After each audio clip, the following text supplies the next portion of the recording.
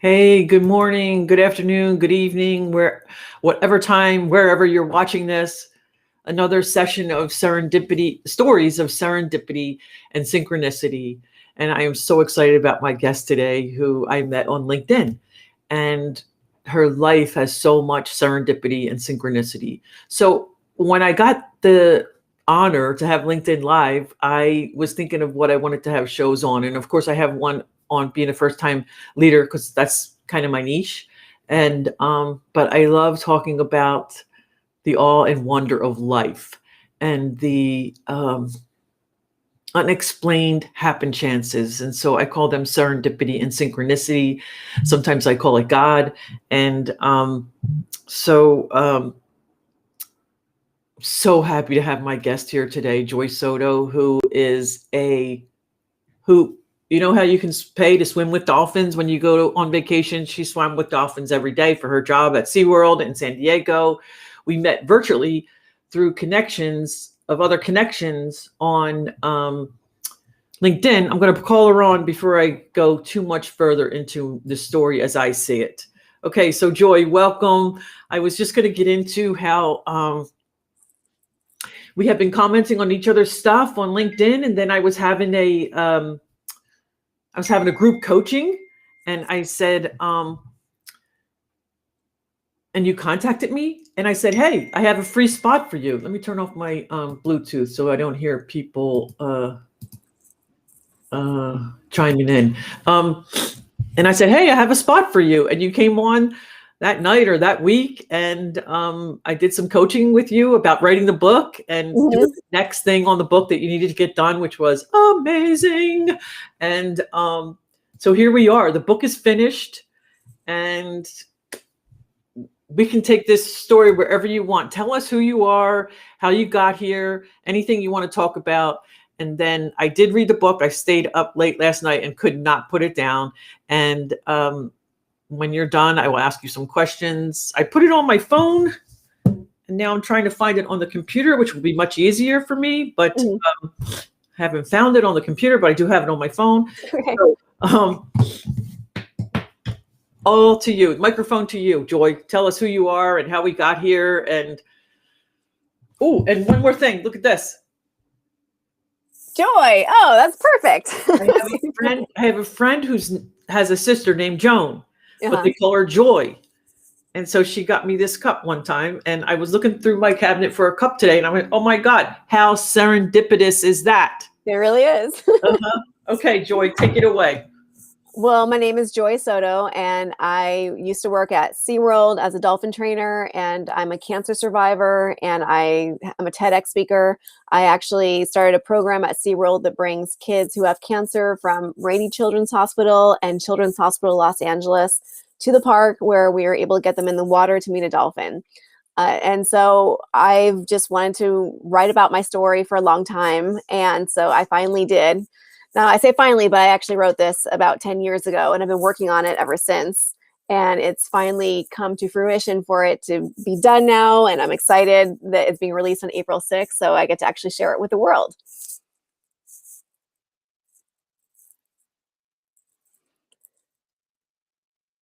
Hi, you guys. Are you there still, Joan? Where'd Joan go? You know, I have 3 screens.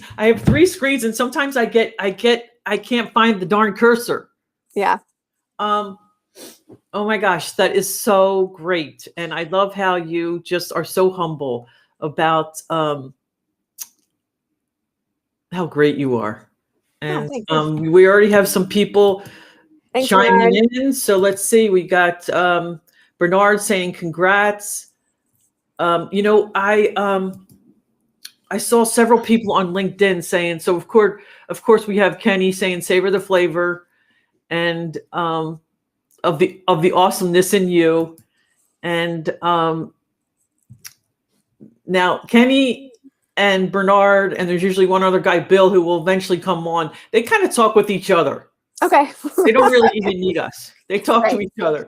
But congratulations on getting the book done. So where do you want to start by telling the people that are listening either now or to record it what you went through, where to, like, I often say where does a story actually begin?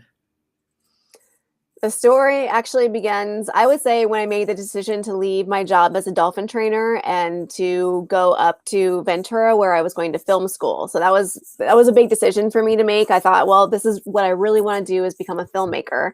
And so that's when, for me, the story really starts.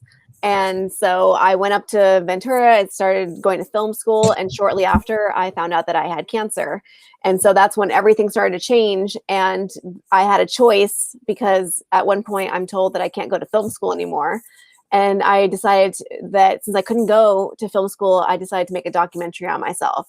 So the thing I love about that is that whenever you have something happen to you, no matter what it is, you can just choose to make something beautiful out of it. And so I made a documentary. I mean, people make songs when they go through hard times, or movies. And so that's what I chose to do. And I was hoping to show a story of survival. And I'm fortunate, because that's exactly what I did. So I have a documentary out there. And then really after the documentary, that really wasn't it. You know, like, people think you survive cancer and then you get to go back into the world and everything's great. And for me, I was lost. And so I took a while to kind of get back on my feet. And when I did, I went back to working with dolphins at Seaworld, and I was able to come up with a program there that helps kids who have cancer. So it's been a long journey, but I'm happy to be here. Oh my gosh, so exciting. So let's talk a little bit more about some of the serendipity and synchronicity that got you to Ventura with your aunt.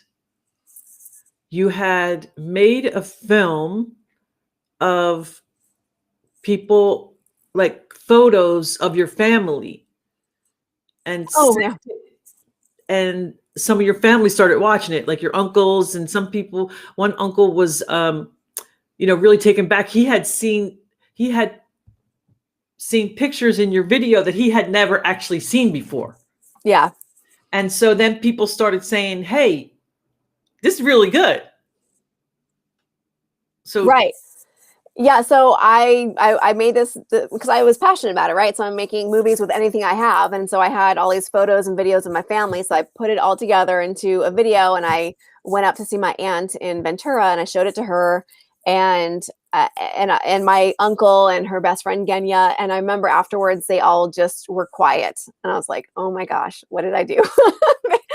Usually people love my movies and they'll rewind it and watch it again, but they were just quiet. And it was because my aunt and uncle had never seen footage of their parents that was actually in there. So they were just overwhelmed with emotion. And it was after that I happened to show them this movie. And then Genya, my aunt's best friend, took my hand and she said, this is what you're meant to do, which I still get chills just saying that. And then after that, my aunt was just working on how can I get you to go to the film school that's right by where I live. So she said, I can help you out. You can live with me and I can help you with film school. So it just kind of all worked out. And I think when you have those things that happen in your life where a path starts to unfold for you, it's like, well, I mean, that's where I need to go. This is my passion. Now someone's making it easier for me to go towards my passion. So I had to go there. So that was a serendipitous moment, I would have to say. And what's crazy is that to most of us, thanks, Bill. you had the ideal job. You were working at SeaWorld, in the water with the dolphins. So when you got up to Ventura, people were like, when you got to film school, your co-students were saying, your classmates were saying, wait, you were in the water with the dolphins and now you came to this film school? Tell me more. So right. What I also like to say about serendipity and synchronicity is that you stepped into it. You said, wow, yeah, I love being a dolphin trainer, but I just got served on a platter. Come live with me for free. I'll help you pay for school. I'll support you. And it's those pivotal moments in our lives that we have, that you chose to say yes. Yeah. And then, everyone was so sorry to see you leave SeaWorld. And then you went up to film school, and you were in film school, what, a year, or was it in the first semester? I had one, they had shorter, I forgot what it's called, but it's like they're really compact classes. Okay. So I had RA1, what is it called? It's not semesters, it's something else. Anyway, so I had quarters, a quarter. I don't know. It was super fast. So I had the first class under my belt, and then I was going into the second one. And so I was just in the first few weeks of the second one when we had Thanksgiving break. And it was on Thanksgiving when I found the lump on my throat. And that's when I found out that I had cancer. So that's when everything changed. So I was only in film school for like 4 months, 3 or 4 months. Wow. That's it. Yeah. Okay. Yeah. So to recap, let's see. Joy has a little bit of a cough, and she goes to her aunt's house for, that just won't go away, and but still not thinking too much of it. And then she goes to her aunt's house and went in the bathroom, and for whatever reason touched her neck and felt the lump. And it kind of gives me chills about the amount of love that you have in your life. So immediately your uncle was like, hey, there's urgent care that's open. Let's go there. Yeah. Like, immediately, let's do something about this. And that was amazing. And that was the first of many doctors that you got to see. Yeah. And so go ahead. So everything just kind of fell into place. My uncle had me go to the urgent care. That's when I found out that something was wrong, but he didn't tell me it was cancer at that point. And when something like this happens in your life, when it's something big, and scary like this, you're going to really find out who your friends are and aren't, because some people will stay and some people will leave. And the thing is, when I had someone leave my life at that point, and I was really angry. And now when I look back at it, I just think, well, that person wasn't capable of being there for me, but I had so many people who showed up and were there and showed their support. People who I barely knew were there supporting me. So I think it's really easy to focus on the bad and, well, this person left me. But really, it's like, you have to just let that go and focus on all the good that you have in your life. And that's what I was able to do. I do like in the book how you talk about 3 different relationships, 3 different romantic relationships. And I think that's so important. Did I miss one? But no. But, no one's ever said that to me. I'm like, oh gosh, that sounds horrible. No. I think it sounds great because deep down, it's about relationships, and it's about getting love and finding how to get love. Yeah. How to ask for it, how to get it. And so back to Thanksgiving. What year is this? 2001. 2001. And you go to the urgent care, and he doesn't say, oh, just take some Tylenol and it's going to go away. He said, you need to see your doctor Monday morning. Yeah. So, like, what was that like? It just hit home that it was something really bad. And I actually asked him if it was leukemia, and he just didn't say anything back to me, which is worse when someone doesn't answer you when you ask them a serious question like that. So I knew it was something really bad. And I just, in my mind, I already had cancer. I just knew I had it.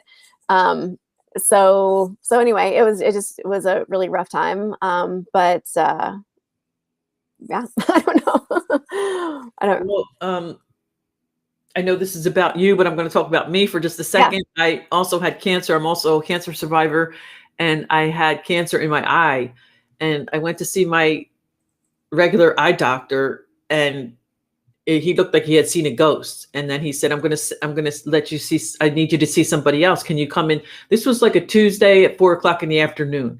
And then he said, can you come in Thursday at 7 a.m.? I'm like, whoa, you know, that's bad.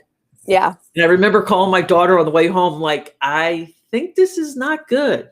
Like, they don't say anything. They just go, can you come in right away? Yeah. So, anyway, back to you, of course. And do you want to talk about the relationship you were in at that time? I mean, it's in the book, so it's public, but we don't have to mention any names, which you were very good at, either changing names or, but anyway, you were in a relationship that you thought was going pretty well. And tell us more. So everything was great. Left for Thanksgiving. Then after I got back from urgent care, I left a message with this boyfriend, and I let him know, "Hey, I think I have cancer. I was sniffling and crying, and really upset, of course, because it was scary." And I thought he was going to call me back and to be there for me, come and give me a hug, just something. And he didn't return my phone call. And so this is what, Thursday, right? Because it's on Thanksgiving. So then we go Friday, nothing, Saturday, nothing, Sunday, nothing. So the whole time I'm trying to justify it. Well, maybe something happened. Maybe he got hurt. Maybe he's in a hospital somewhere and he's worse off than I am. And then Tuesday comes around and I decided to call him again. But this time I decided to call him from my aunt's phone, which was unlisted. So I called him, he picked up, and I said, "Hi, it's Joy." And he hung up on me. And I have never been more angry in my life. I just remember being so upset that for the first time, this lump that was here that hadn't hurt before at all, I felt pain in that lump. And in that moment, I knew that I couldn't be this upset about this person who had its own issues and was doing this to me, but I had to focus on myself. And I remember listening to this motivational speaker who I love. His name is Zig Ziglar. Yay, Zig. Yeah. And he had this story of going to the airport and he really wanted to go home and see his family. And then he gets to the airport and he finds out that his flight's been canceled. And so instead of getting angry or upset that his flight's been canceled, he simply says, "Fantastic." And the lady at the counter is like, "Sir, I just told you your flight's been canceled. Why would you say fantastic?" And he said, "Well, I figure there's one of three reasons why that flight isn't taking off." And he goes through all these reasons. So he's justifying it that it's a good thing that his flight's been canceled. He thinks, he says, well, maybe that there's something wrong with that flight. Maybe there's something wrong with the people flying that plane. Maybe there's something wrong with the weather that plane will be flying in. If that's the case, I don't want to be up there. I want to be right down here.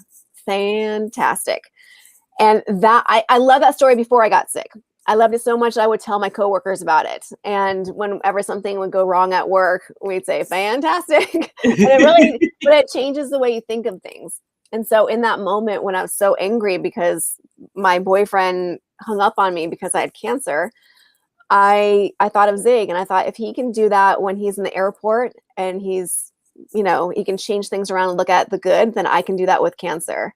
And so I started looking at all of the good things I had in my life, like my family, my friends, the fact that they found it and they were going to treat it. So I looked at all of my blessings instead of looking at the one person who wasn't there for me.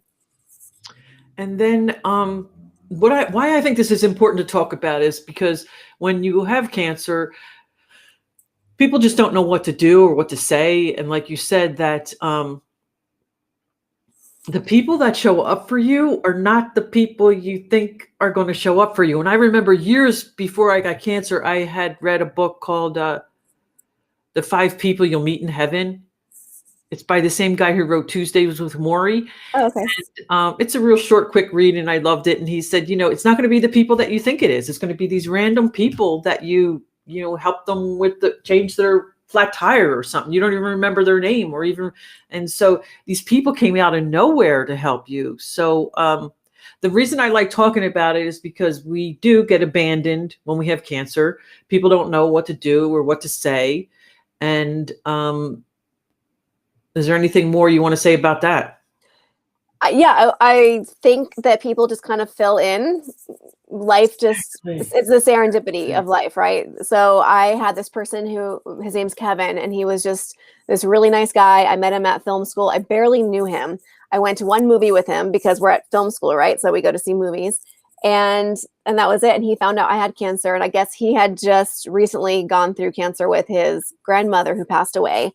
And so he saw this as, no, I'm not going to let this happen to her. I'm not going to let her slip away. So he all of a sudden came into my life, and he was there from the beginning to the end. He was there at every chemotherapy treatment, at every blood transfusion. He actually moved into my aunt's house. My aunt offered for him to stay there to help take care of me. And so when I had to get rushed to the hospital in the middle of the night, it was Kevin and another friend of mine was there, this guy, Brian, who I'd gone to college with. So they were both there and they helped me go to the hospital. So I was super blessed. Oh yeah. My friend Brian, talking about serendipity, he had lost his job. He lived all the way in Massachusetts. So I'm in California. He was all the way in Massachusetts. He flew out because he lost his job for 2 months to stay with me while I was sick. So I feel like I've been very, very blessed in my life with all of the good people I've had in my life.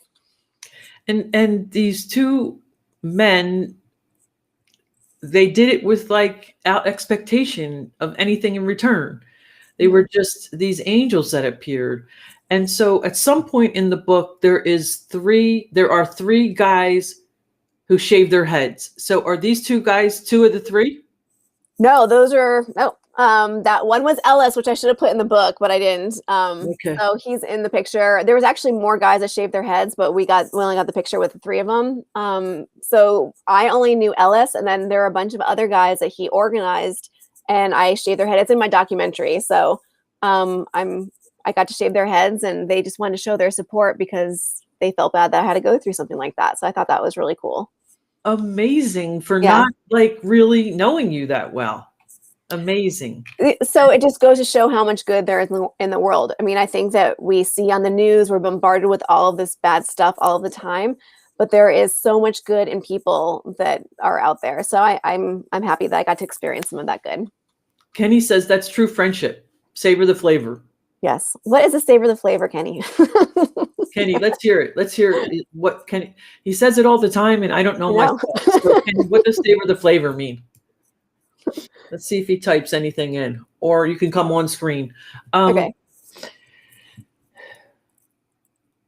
And then tell us what it's like. Look at your beautiful hair.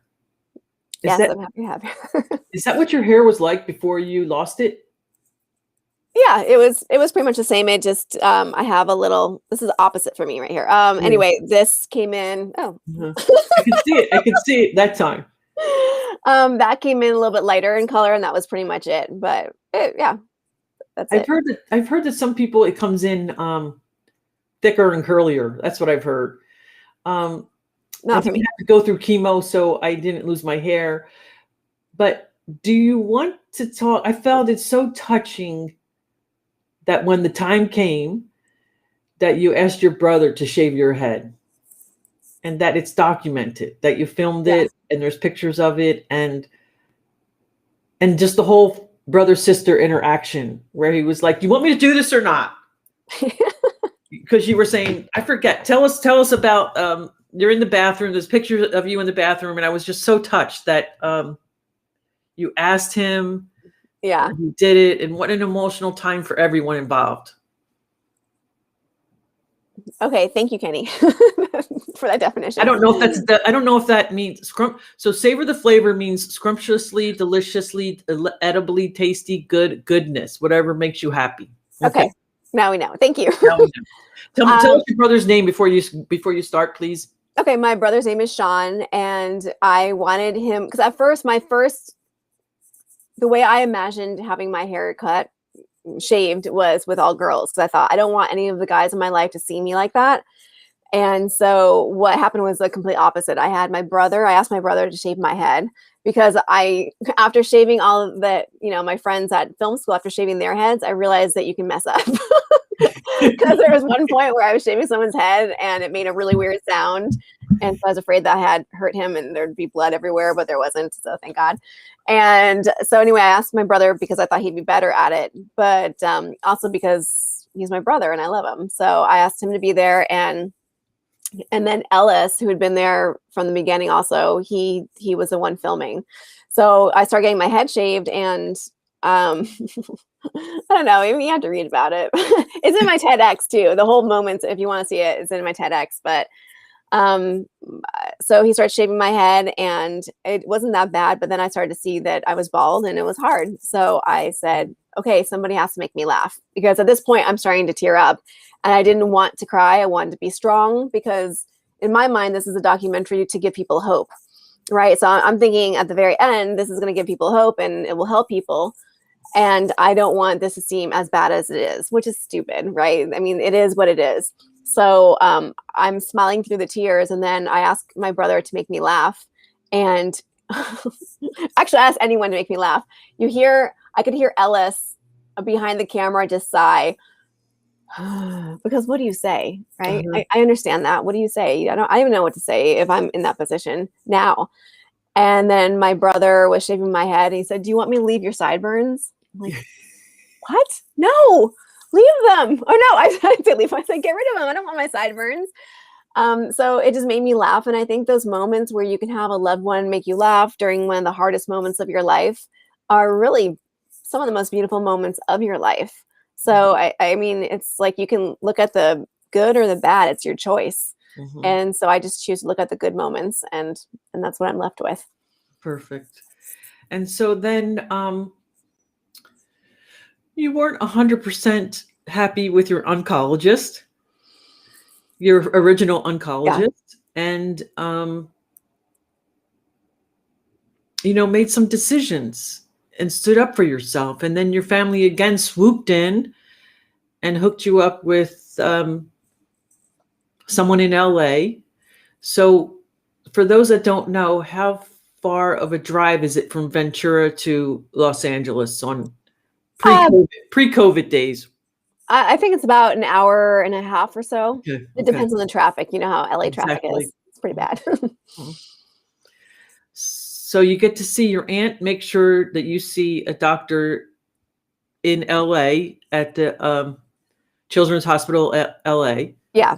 But you were 25 at the time, but you went and saw the guy. And do you want to tell us more about that? Yeah, sure. So I got a second opinion because basically at the very beginning of this, my doctor said, you have the good kind of cancer. I don't think she worded it like that, but she did say this was a cancer, the type that we want you to have, basically. And then it came back as that. So we were really excited that it was very treatable.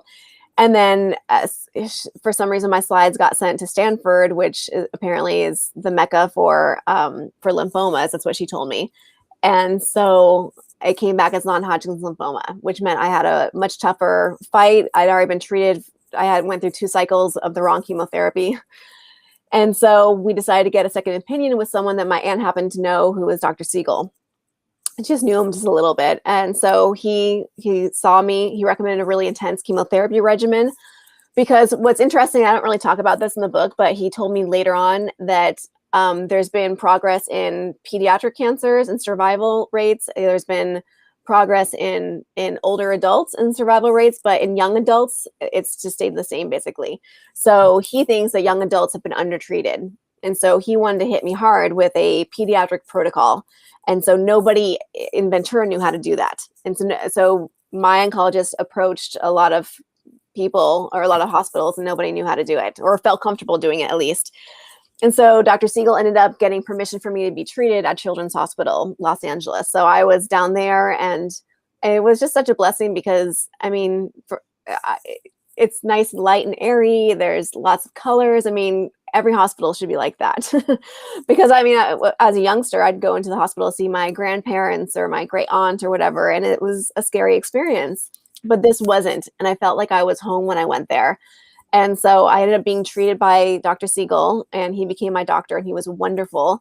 And so my treatment was there, and I got to see little kids whose spirits are incredible. So these kids that were battling cancer just like I was. I mean, like, if you think you're going to feel sorry for yourself, just think about little kids that are going through it, and there's no way that you can feel sorry for yourself, because if there's one group of people that should never go through anything like that, it's kids.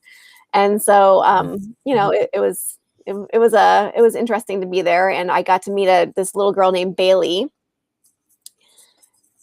Okay, bye, Bill. Hi, Bill. In Philly, moving my daughter. Okay. Cheesesteak on us. So I got to meet this girl named Bailey. She was 5 years old, and she was just adorable. And I would tell her about the dolphins, and her face would light up, and she was just the most precious thing ever. And she had leukemia, which is a much longer treatment. So what ended up happening was I finished my treatment in 6 months, and she still had years of treatment to go. But I had this dream while we were in the hospital of taking her to SeaWorld and having her get in the water to meet a dolphin. And so, and we both had hair in my dream. And so that was something that I had as a goal. And it never really happened, unfortunately, but I was able to start a program for kids who have cancer, and where a bunch of other kids get to come in. So, yeah. Amazing.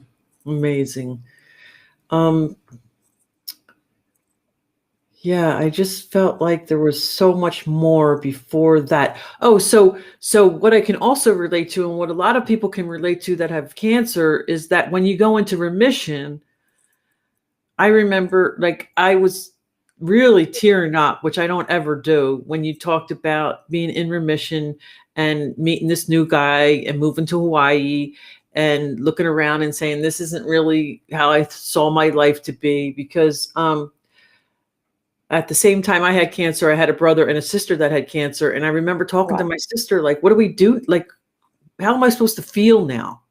Like, Right. I just wait for it to come back, because people will tell me, there's still cancer, there's still a couple cells running around. People say the weirdest shit, right? Yeah, they do. And, it's going to come back someday. And I remember saying to her, like, how am I supposed to feel? And so I really could relate to that in your story when you said, okay, now I'm in remission. Now what? Yeah. Mm-hmm. Yeah, because they go, okay, you're good, go back to normal life. And I was Go like, back to normal life. Yeah. what is normal life? I am bald. My muscles have atrophied, and I have PTSD from what I've just been through. So how do I go back to normal life? So and the fact that I was in the middle of a transition, so I wasn't still working at my job where I felt confident with the dolphins. I was learning about filmmaking, and I had to drop out. So I kind of didn't have anything at that point in time.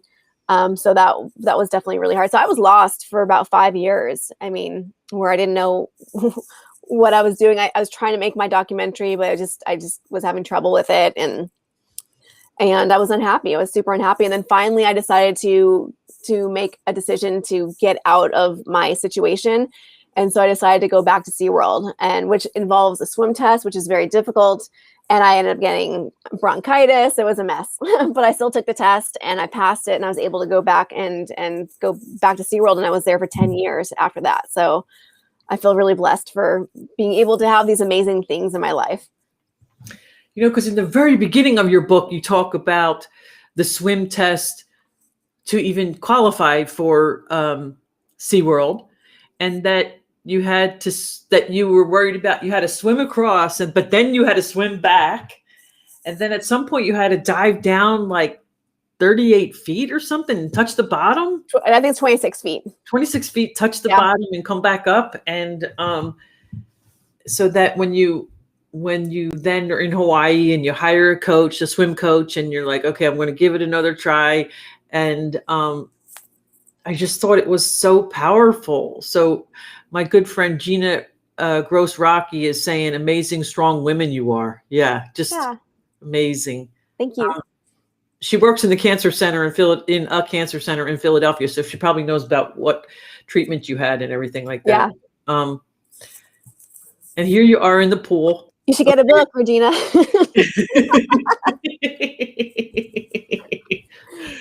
Here you are back in the pool.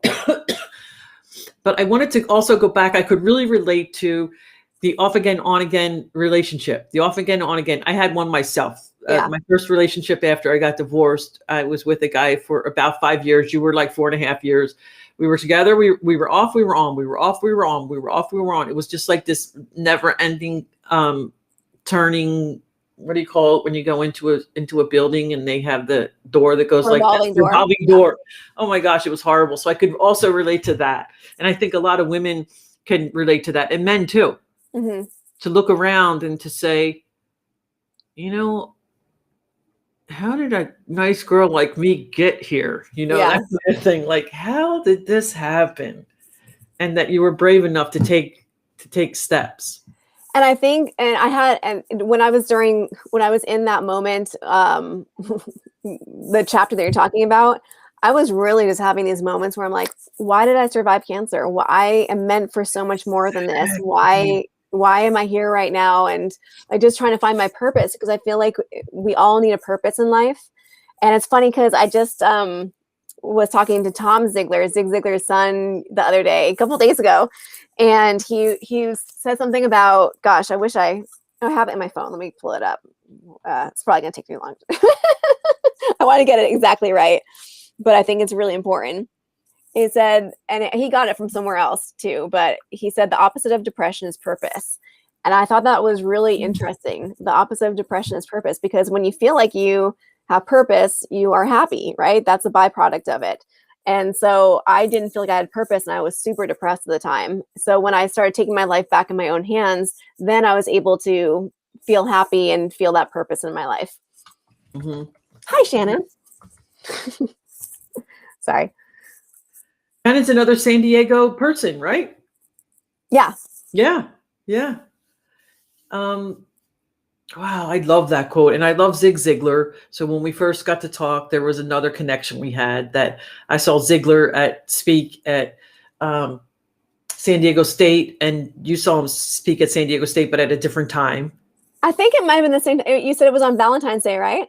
I just don't remember. I remember. Okay, mine was on Valentine's Day, and it was around 2007 or so. It sounds about right. Yeah.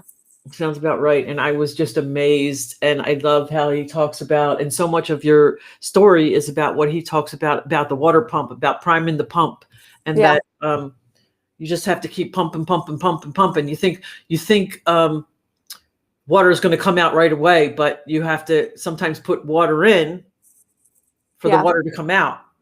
So I love your connection, and that you actually got to fly there and meet Zig and present to Zig, and who was in the audience. And do you want to tell us more? Yeah. So the crazy thing is, I was working on the documentary, and at one point I wanted to put a quote of Zig Ziglar's in there, but I wanted to ask to make sure it was okay. So I contacted them.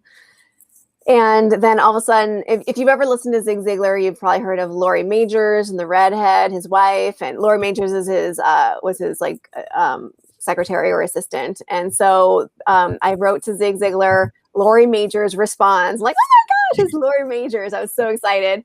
And then all of a sudden, before I knew it, things started moving, and I was connected with the president of Zig Ziglar at the time, and his name was Michael Norton. I'm still connected with him right now.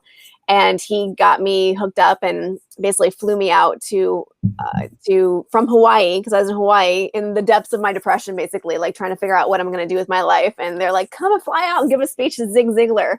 So they flew me out, and on a Monday, they had their Monday morning devotionals. And so I went into this room that had all these employees there, and then in walks Zig, and he sits on the right side, and I'm about to give a speech, and I and basically quote him back to himself. But it was wonderful. I gave the speech in front of him, and it was nerve-wracking and wonderful at the same time. And afterwards, we walked out, and he said, "You should write a book. And if you write a book, I'll find you a publisher for it." And that was amazing. It was just justification that I was on the right path. They actually, I don't talk about this, but they offered me a job, which I turned down because it was part-time. And then I got the job at Seaworld, and then they offered me a full-time position. But I thought, well, I'll still stick with the Seaworld one because I just said yes to them. So I always wonder what would have happened if I'd gone there. That would have been really cool to see if, because I just love talking about Zig. So anyway, I had this wonderful opportunity. I didn't write a book, but then, things happened. And I remember having dinner with this girl named Jenny from Seaworld. And she asked me all these questions. And at the end, she said, "You should write a book." And that was the first time where I thought, well, maybe I can actually write a book. You have all these moments in your life where someone says something to you and it just sparks something. So I had Zig say something. I had my friend Jenny say something. And luckily it sparked enough for me to start writing. And here I am today, about to launch my book. Yay. Look. Hold it up for a couple seconds so we can see the title. And so this won't be here. This is from Amazon because it's a proof, but that's what it's going to look like. So I'm really excited about it. And I remember I was really touched with, still hold it up. I remember that we want people to see it and to buy it. And it's a really quick read, and it's just like you're talking, like we're having a cup of tea together. Like you're just telling me a story, and then another story, and then another story. It's a beautiful. It flows so beautifully. And I was also touched that, I don't know if it was when you, at some point you said goodbye to the dolphins, and you called, of course they had names, and you. I just thought that was so touching. And then at some point, maybe it was Bailey that we'll get back to, but I think it was Bailey that said they really must miss you. It was my grandpa. It was oh my God, the story about Grandpa. Oh my God, we have to talk about that. Yeah, that's serendipity. That's definitely serendipity. And yeah, that they must miss you. And that really struck me about how this personal relationship that you have with these animals. Does Shannon knows Shannon one of and the I worked together. So yeah, we worked at Seaworld together, and she worked with a dolphin named Bullet too. And we worked together for a little bit with Bullet on a certain behavior. So, and Shannon read my book. So, and she also teaches garden classes. So if you need someone to do some garden classes with your kids here in San Diego, she's really, really good at that. Shannon, I'd love to have you on my show sometime. I love Shannon's videos with her and her son in the garden. I just think they're amazing. They're just so much fun. So much fun. What else did I want to talk about? There's so much from your book. Well, since we mentioned your grandpa, do you feel like talking about some of the stuff that, amazing serendipity and synchronicity? So did you stop to see Grandpa on the way to dinner on Thanksgiving? Yeah, I just stopped to see him just to say Happy Thanksgiving because the home was there. He was in his 90s and needed some extra help. So I stopped by to see him on the way to see my uncle. So I was coughing. I didn't know. Now when I think of it and I'm reading the book to myself, I'm like, I was coughing, and now that has such a big stigma because of COVID and what we've all been through. So I'm like, oh my gosh, I went to see my grandpa when I was coughing. But I didn't think about that at the time. So I had been coughing. I didn't know what it was. It wasn't going away. And anyway, I saw my grandpa and, just told him I loved him. And then I found out I have cancer shortly afterwards. But what happened that was serendipitous later on was my aunt one day got a call from the home saying, looks like Grandpa Len is about to pass, and they're reading him his last rites right now. And then the next day she got a call saying that he was like good as new, and he's talking to the nurses and making jokes. And she said, I bet you anything it's because he's holding on until he knows that you're okay. And I thought, well, that's really nice, but come on. And then we get to so this was around, so that was probably around December when that happened. So then we get to Valentine's Day. Valentine's Day, I'd just been through this rough period. I had to be rushed to the emergency room, and I come back and they end up doing some scans on my body to see if I have any cancer in my body. So this is on Valentine's Day. And they find out that there's no cancer in my body. It's all gone. So it's this amazing moment. And I turn on my phone to call my Aunt Susan. And when I call her, she said, honey, I'm sorry, but Grandpa Len passed away this morning. I'm like, wait a minute. When did he pass away? And she said, 11 o'clock. I said, I had my scans at 10 o'clock. He knew I was okay. So it was a nice moment. Oh my God, it's amazing. So I was a mess. I was a mess on Valentine's Day because he used to be a priest in the Catholic Church, and he left to marry my grandmother. And it was just to think that, like, I had this guy that was praying for me, and he went back to heaven when he was done, and he knew I was okay. Oh my God, I was just like, I had goosebumps all over. I was just like, because that's the kind of stuff I believe in. That's what I'm talking about when I say serendipity and synchronicity. And then at somewhere in your book, you said that you believe that we start in heaven and come down to earth and go back to heaven. And so I thought that was really cool. And so now, and that you felt like because he had been a Catholic priest for a while, that he had really good connections up there with the big guy. Yeah. You would think, right? One would hope. Yeah. One would hope, yeah. The time is just flying by. I just want to make sure that there's anything from the book that you want to mention that we talk about. And if not, I have a couple other things I wanted to get back to. You're crazy. Go ahead. No, well, the one thing I want to say about the book is that I feel like it's a great book for people to read because I think a lot of people get lost in their lives. And I'm an example of someone who got lost. I ran into roadblocks and speed bumps and all these things to stop me from, going a certain way. But I found a way, and I was able to work through things and find my purpose, which I really believe is just giving people hope and showing them that they can do it and they can find their way in this world. And these struggles that we go through, there's a reason why we go through these struggles, and it will inspire something for you to give back. I mean, a lot of the things that we see out there, like the Leukemia Lymphoma Society, that was started by someone whose family member had cancer. And so they started Leukemia Lymphoma Society to get more research, because all the people who had leukemia, they were all dying. And so this has been a major force in finding a cure for cancer. So there's a lot that can be gained from our struggles in life. Mm-hmm. And so then you had this crazy idea that you didn't really know that it was going to pass. And you thought, well, I'm going to present it to my supervisor, my superior, and just once again, just let whatever happens happen, which seems to be like your theme. It's like a lot of people say, I do the footwork and leave the results to God.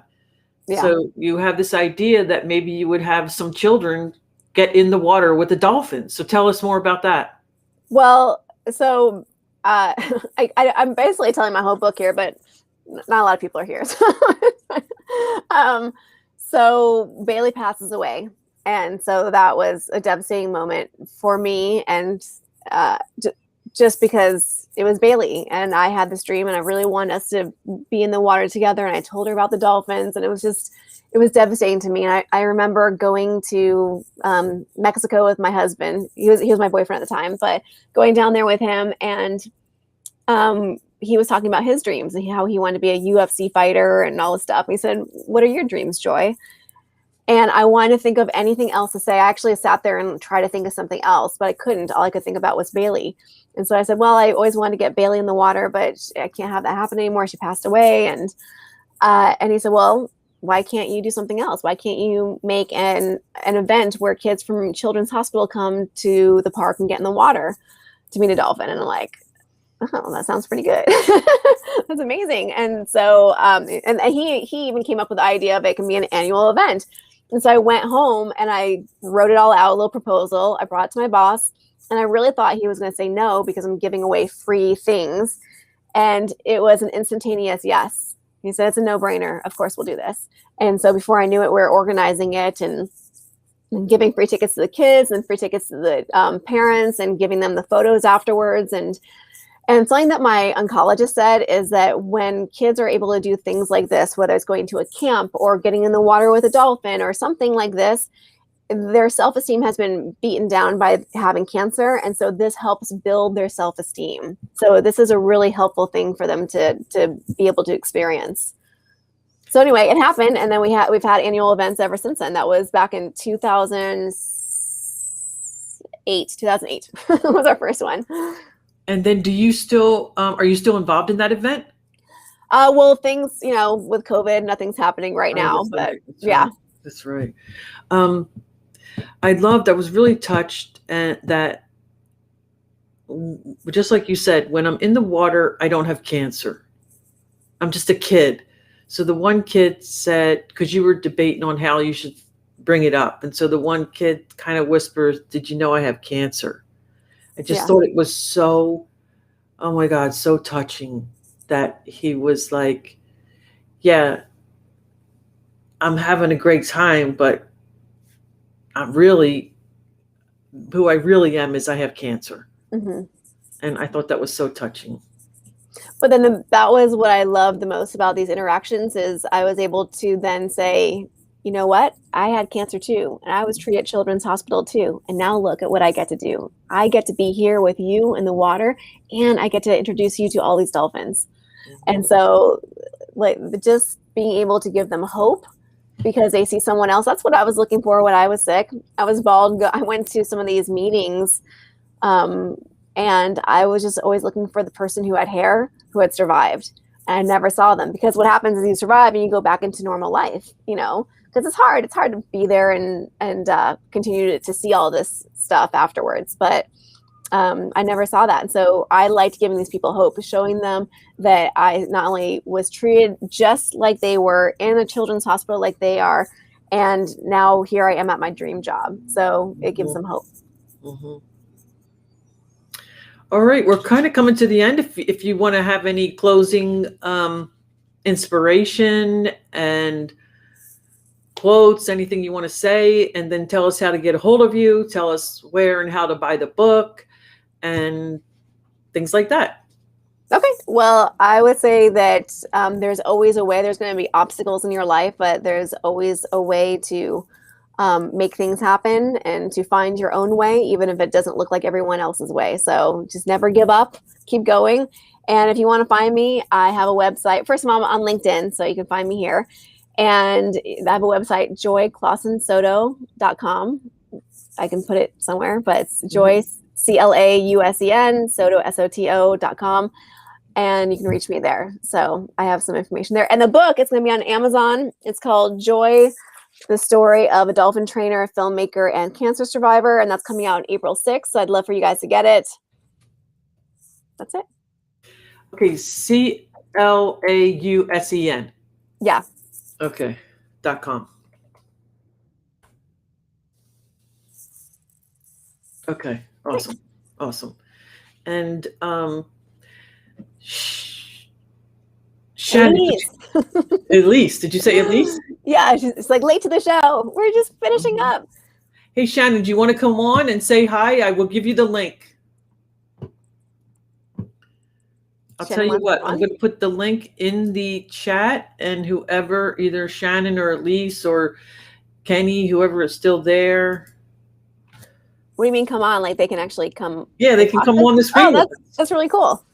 They can come on the screen. They click that, and then your little face will appear here, and I'll get you on the screen. Hi. Elise says hi. Yeah, I love watching Elise's videos. Yeah. Somehow I put Bullet back up. You put Bullet back up? Yeah, I have when they pop up over here, I'm doing it over here. So, well, I'm going to write a nice review, and you asked me to do a video review, actually. Oh, you can. You don't have to, but just if you can write a review. So my book. Oh, by the way, Elise, since you just got here, this is my book. Sorry, this won't be here. This is just my copy right now. But anyway, this is coming out on April 6th, and it's going to be on Amazon. It's called Joy, the Story of a Dolphin Trainer, Filmmaker, and Cancer Survivor. And I'm super, super excited because it has my story of everything I've been through and how I was able to make something good out of, the obstacles I've had in my life. So it's a pretty cool story for anyone who's been through anything in their lives. I just love the colors that you chose. And Shannon, okay, so Shannon, you click that link, and then I'll put you on the screen with us. I know you said you're in some school gardens right now, spotty Wi-Fi. So if you do it, we'll put you on if you can.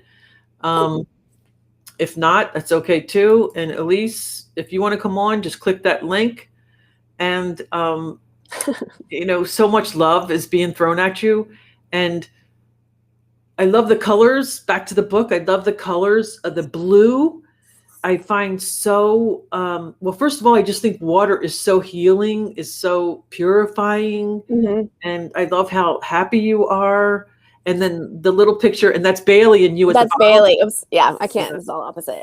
This is Bailey right here. So that's one of the times when I was visiting her, and I had a little bit of hair. But I would go and visit her in the hospital.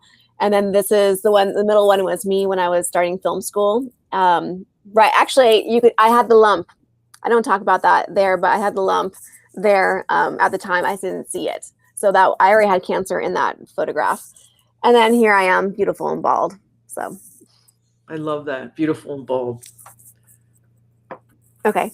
All right. Well, it was good talking to you. I don't know if anyone's coming. I can click on it. Let me see. Oh, okay. I would think you could click it on a cell phone. And Elise is saying, I have almost no charge. I have to charge my phone. Yeah. Isn't that the story of our lives? We have to charge. At some point, we have to charge something. Shannon, shall we give you a couple minutes, or should we close the show? Elise is giving hugs and kisses. There's so much more in the book that I felt a little bad when you said, like, you're telling the whole story, but there's so much more in the book. We kind of almost started in the middle because getting into SeaWorld and all the things that led up to it. And I just want to say thank you for being here. So Shannon, I'll tell you, we're going to sign off, and you're going to have to come on my show, and then we'll have Joy click on. Anything else you want to tell us, Joy? No, that's it. Have a great Sunday, everyone. Thank you. Thank you so much for being on. Thanks everyone for joining us. It was a great show. I'll see you next Sunday for more stories of serendipity and synchronicity. And on Tuesdays, I do Shannon say I can't click the link, but Gina's saying great show. Shannon's saying she can't click the link on her cell phone. Yes, so much more in the book. She says yes. There's so much more in the book. I mean, she is the only person who actually has the book. I gave her one because I've printed out. I've been crazy on this, so this is the one I'm going with. But I have all these different versions of it. You know, like different coloring. So I've gone nuts. Anyway, I found it. So I gave her one of the actual copies. So she's the only one who's had a physical copy of the book. Awesome. Super exciting. Awesome. That's great. Yeah. Yeah, so reach out, buy the book, Amazon. We just go to Amazon and put your name in? Yes, it's someone, I haven't tried that, but someone has done that and it works. So JOY Soto, just do JOY Soto and it should work. Okay. And then, and it's also in Kindle? And it's also in Kindle, yeah. So all of this is going to come out April 6th. Right now you can pre-order it if you go there. Yeah, Shannon says she read it in 3.5 hours, and I think I did too last night. Last night I was telling Joy, well, I haven't gotten to it. I'm going to just read it. And in my mind, I was like, I'm just going to kind of skim through it so it sounds like I read the book, and I read the whole thing. Well, I had already read. You had given me the transcript a couple weeks ago, so I had read a good bit of it, and then last night I finished it. Yeah, that's good. So, all right, I'm going to click end stream. Thank you everyone for being here. Pay it forward. And we'll see you next time. April 6th, yes, is when the book comes out. Yeah, and Shannon says there's something in the book for everyone, which is true. Like, I just love that you brought in the relationships. I love that you talked about your stepmother, your father, your mother, your aunt, all these people, especially strong women that were there to help you through this really hard time and still are there. Yeah. So, all right, ladies. Thank you, Shannon. See you later. Bye, guys. Thank you.